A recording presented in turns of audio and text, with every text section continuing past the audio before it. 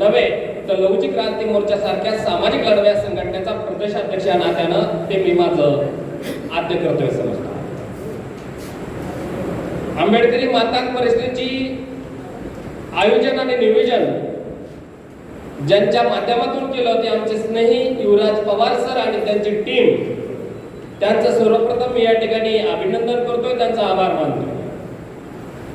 जो विषय या ठिकाणी दिलेला आहे तो विषय असा आहे की बहुजन महापुरुषाच्या चळवळीतील मातांग समाजाचे सक्रिय योगदान व सद्यस्थिती, आणि वेळ आहे माझ्याकडे 10 मिनिटाचा.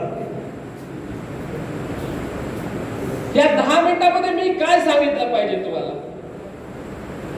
ब्राह्मणी व्यवस्थेच्या यज्ञ संस्कृतीच्या विरोधामध्ये चार्वाकानं केलेल्या बंडाच्या विरोधामध्ये आमचं काय योगदान आहे ते सांगू का मी? सिद्धार्थ गौतम बुद्धानं केलेल्या धम्मक्रांतीच्या पार्श्वभूमीवरती जी राजकीय क्रांती झाली त्या ठिकाणी 16 महाजनपद निर्माण झाली. या 16 महाजनपदापैकी 8 महाजनपद हे मांकुलीन राजाची होती. हे सांगू का? का प्रसेनजिताची स्टोरी या ठिकाणी सांगू, ज्यांनी धर्मांतर कसं असलं पाहिजे आणि आचरणामध्ये ते कसं आणलं पाहिजे हे सांगू का? प्रतिक्रांतीच्या कालखंडामध्ये प्रतिकूल परिस्थितीमध्ये मातांग समाजानं पुरोगामी विचारधारा सोडली नाही, समता स्वातंत्र्य बंधुत्व आणि न्यायाला मानणारी विचारधारा सोडली नाही हे सांगू का? का छत्रपती शिवाजी महाराजांच्या पुरंदर किल्ल्याचा किल्लेदार लवजी साळवे आणि त्यांना मिळालेल्या राऊत पदवीबद्दल बोलू का? तुम्हाला एक लवजी साळवे माहित आहे, राष्ट्रपिता फुले यांना साथसोय करणारे लवजी साळवे. पण त्यांचे जे आजोबा होते ते लहू साळवे हे पुरंदर किल्ल्याचे किल्लेदार होते. तात्कालीन परिस्थितीमध्ये शस्त्रबंदी, शिक्षणबंदी, संपत्ती बंदी असताना त्यांच्या हातामध्ये छत्रपती शिवाजी महाराजांनी शस्त्र दिलं आणि मनुस्मृतीचं उल्लंघन केलं. भीमा कोरेगावच्या लढाईमध्ये सुद्धा आमचं योगदान आहे. एवढंच नाही तर लवजी साळवेनं राष्ट्रपिता फुले यांना साथ सोय करत असताना एका हातामध्ये महाराजचं लेकरू घेतलं, दुसऱ्या हातामध्ये मांगाचं लेकरू घेतलं आणि ओबीसी असणाऱ्या सावित्रीबाई फुलेच्या शाळेमध्ये नेलं. पहिली मुस्लिम शिक्षिका शेख फातिमा बीवीच्या शाळेमध्ये नेलं. जसं मांगा महाराजच्या लेकरांना नेलं तसं धनगराच्या पोरीला सुद्धा पोत्यात घालून शाळेमध्ये नेलं. पण या महाराष्ट्राचा दुर्दैव आहे त्याच लवजीचं नाव घेऊन जातीय अस्मिता टोकदार केल्या जातात. या टोकदार करणाऱ्यांचा मी ह्या विचार मंचावरून जाहीर निषेध करतो. तुम्हाला असं वाटतं लवजीचा तुम्हाला खूप पुळका आहे? अरे तुमच्या विरोधामध्ये काम करणाऱ्या लोकांना ह्याचा सर्वात जास्त पुळका आहे. लवजीच्या नावानं खूप साऱ्या संस्था आणि संघटना महाराष्ट्रामध्ये निर्माण झाल्या, पण लवजीच्या नावानं पहिलं प्रतिष्ठान ज्यांनी निर्माण केलं ते मिलिंद एकबोटे साहेब आहेत.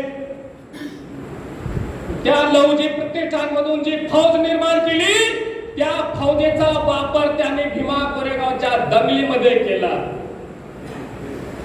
शिवाजी महाराजांच्या नावानं शिव प्रतिष्ठान भिड्याचं आहे.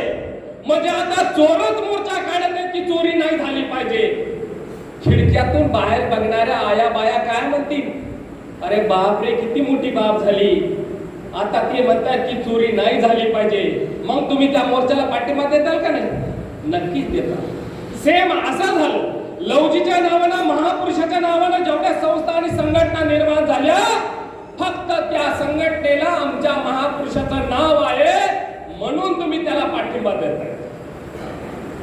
मिलिंद कॉलेजच्या प्रांगणामध्ये आरक्षणाचा कार्यक्रम होतो. त्या कार्यक्रमाच्या एका प्रवेशद्वाराला सुद्धा लवजी साळवेचं नाव असतं. बाबासाहेबांचे पुस्तकं तुम्ही जेवढे लिहिले नाही त्याच्यापेक्षा जास्त पुस्तकं आरएसएस लिहून ठेवले. ह्या गोष्टीचा विचार आता आम्हाला करणं गरजेचं आहे. त्यांनी काय केलंय हे सांगण्यापेक्षा हे सांगण्यासाठी माझ्याकडे तेवढा वेळ नाही पुरेसा.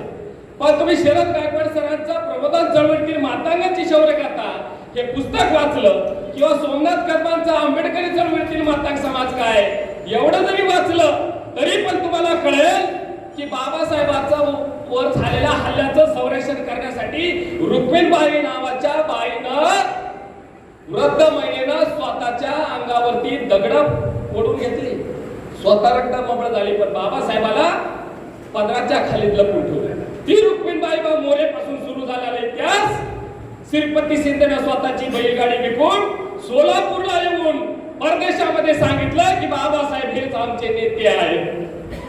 त्याचा भाऊ जो अंकुश श्रीपती आहे, अंकुश शिंदेला सुद्धा गावकऱ्यांनी फाशी दिलेला आहे. या स्वातंत्र्य भारतामध्येच नाही, स्वातंत्र्याच्या अगोदरच नाही तर आंबेडकर चळवळीमध्ये सुद्धा आमचं योगदान आहे. पोचीराम कांबळेचं नाव तुम्हाला सांगण्याची गरज नाही, इतिहास सांगण्याची गरज नाही.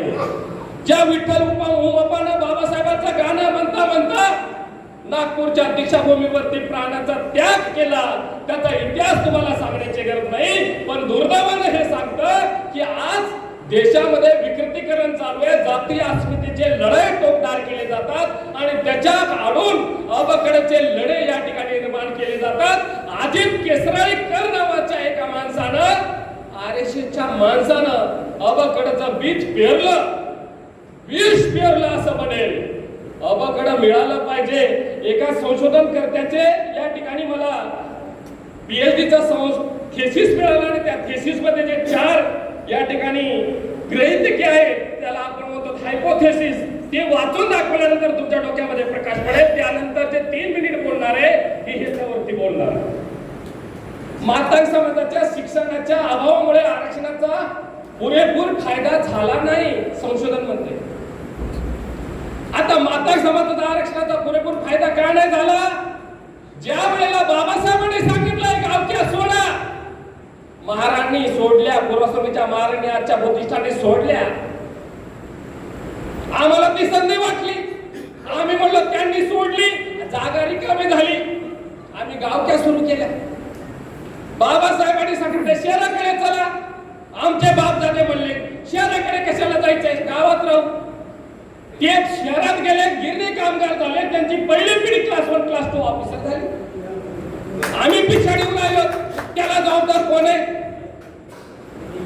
मेरिट देताना, जो शिक्षण देताना किंवा आरक्षण देताना देणाऱ्या लोकांनी कमी जास्त त्याच्यात केलं नाही, आम्ही ते घेतलं नाही. हा आमचा नालायकपणा आम्ही मान्य केला पाहिजे, या विचारवंतांना आम्ही मान्य केला पाहिजे. या ठिकाणी मला माझ्याकडची अबकडची आकडेवारी आहे.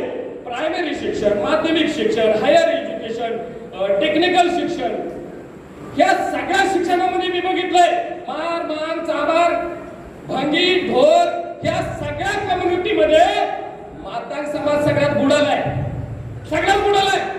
हे सोडून द्यावं. माणसाची घाण काढणारा, भूक काढणारा जो भंगी वर्ग आहे पूर्वीचा, तो आपल्यापेक्षा वरचढ आहे.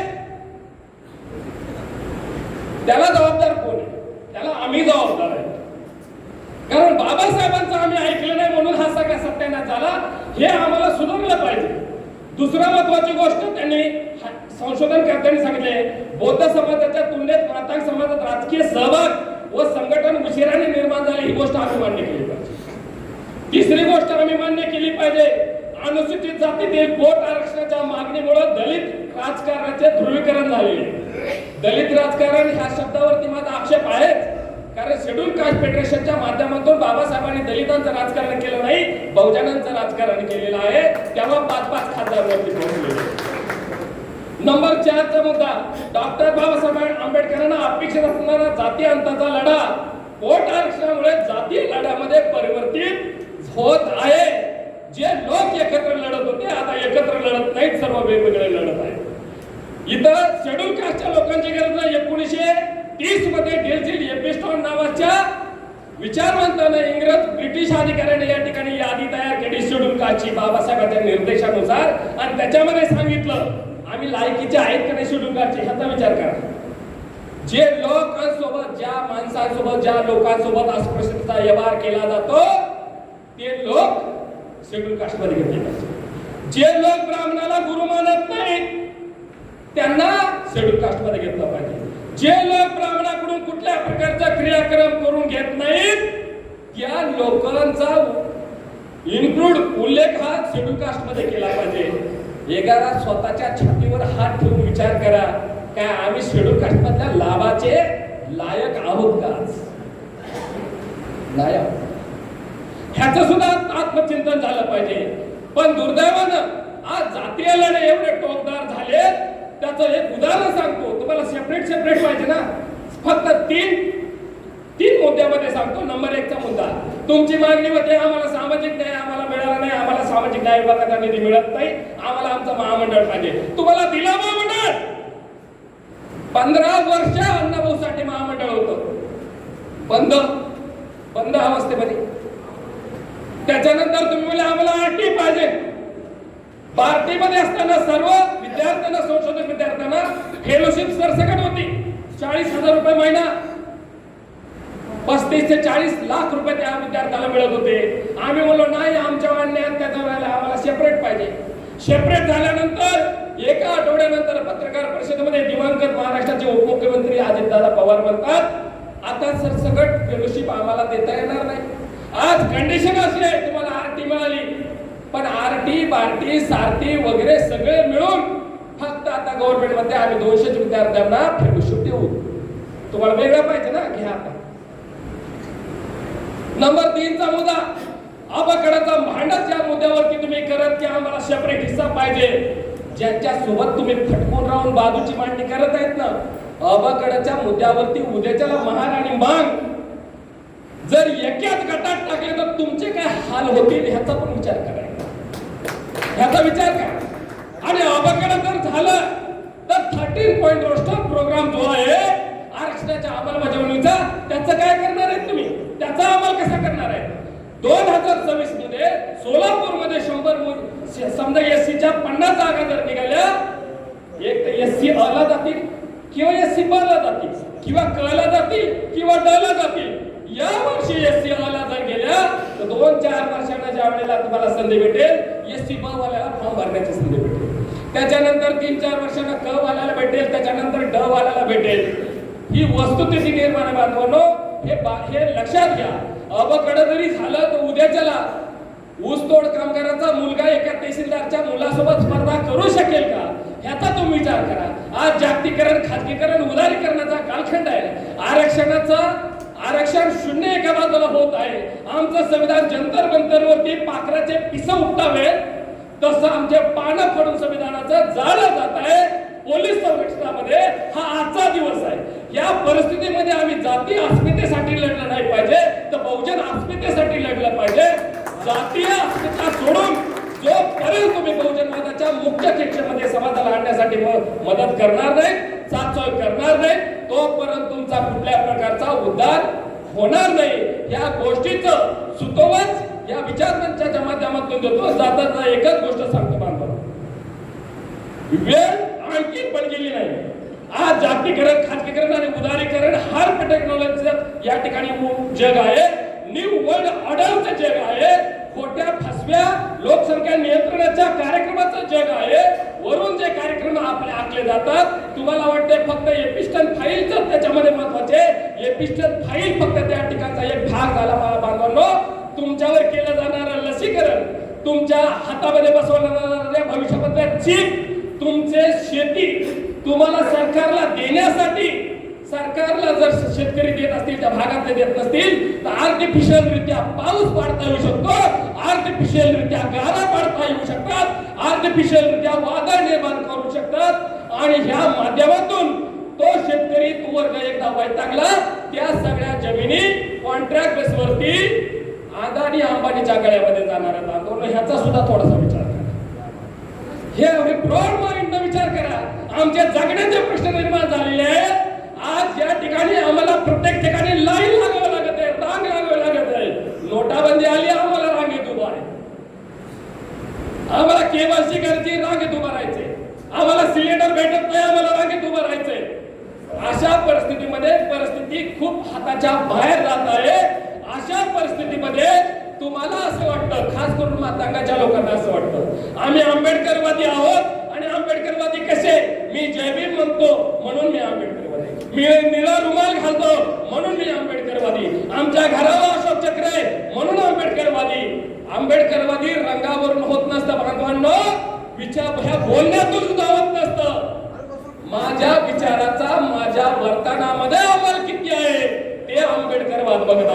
काय बघत नसते. भाषणबाजी करणारे लोक आंबेडकरवादी असतात हा तुमचा खूप मोठा गैरसमज आहे. प्रॅक्टिकल लाईफ मध्ये ज्यावेळेला आचरणाचा प्रसंग येतो त्यावेळेमध्ये मात्र तुम्ही ब्राह्मणी व्यवस्थेचं अनुकरण केलेलं असतं. आज आंबेडकरी परिषद या ठिकाणी होत आहे. या आंबेडकरी परिषदेच्या पार्श्वभूमीवर मी आणखी एका गोष्टीचं या ठिकाणी गोप्यस्फोट करू इच्छितो. आंबेडकरी म्हणणारे लोक जात धर्म पंथ वंशाला मानणारे नसावेत, ते माणसाला माणूस मानणारे असले पाहिजेत. ते समता स्वातंत्र्य बंधुत्व आणि न्यायावर आधारित समाज आणि राष्ट्राची उभारणी करणारे पाहिजेत. जात हितापेक्षा राष्ट्रहिताला प्राधान्य देणारे असले पाहिजे. म्हणून बाबासाहेब म्हणतात मी पहिल्यांदा भारतीय आहे नंतर बाकीच्यांचा आहे. पण आम्ही म्हणतो आज मी माझ्या जातीचा आहे. सुकुमार कांबळे सर म्हणतात जातीसाठी माती खातात, मातीच्या खालचं पण सगळं खातात. हे कुठंतरी टाळलं पाहिजे. आम्ही विचार केला पाहिजे. आंबेडकरी वर्गामध्ये जो वर्ग आहेत कोणते बघा. एक वर्ग आहे जो जय भीम म्हणतो निळे रुमाल घालतो, जय भीम म्हणतो निळे रुमाल घालतो.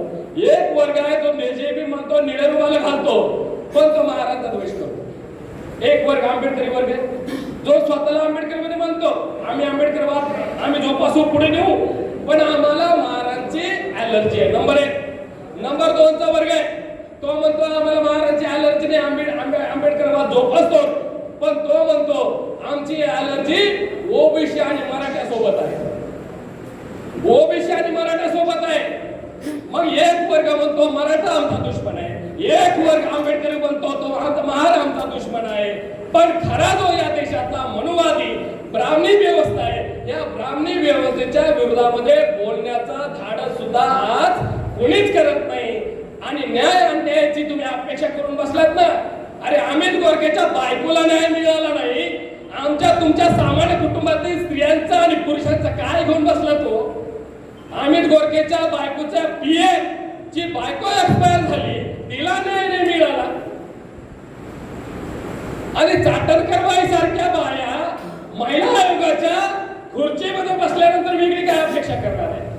म्हणून इथून पुढून निवडणूक आयोग असेल, सेन्सॉर बोर्ड असेल, नाट्यशास्त्र असेल, तुमचं बाल भारती असेल, या सगळ्या प्रिंट मीडिया इलेक्ट्रॉनिक मीडिया ह्या सर्व गोष्टीवरती ब्राह्मणी व्यवस्थेचं नियंत्रण झालेलं आहे. परंतु मुळात जेबे म्हणणारा आणि निळे रुमाले घालणारा मातांग समाजाचा युवक अद्यापही त्याच्यावरती बोलायला तयार नाही. मला असं वाटतं आपण जात हितापेक्षा प्रांत हितापेक्षा राष्ट्रहिताला प्राधान्य दिलं पाहिजे. आणि जर असं करणार असू तर मला असं वाटतं खऱ्या अर्थानं आजच्या ह्या मातांग परिषदेचं काहीतरी सार्थक झालं अशा पद्धतीची या ठिकाणी आशावाद या ठिकाणी व्यक्त करतो.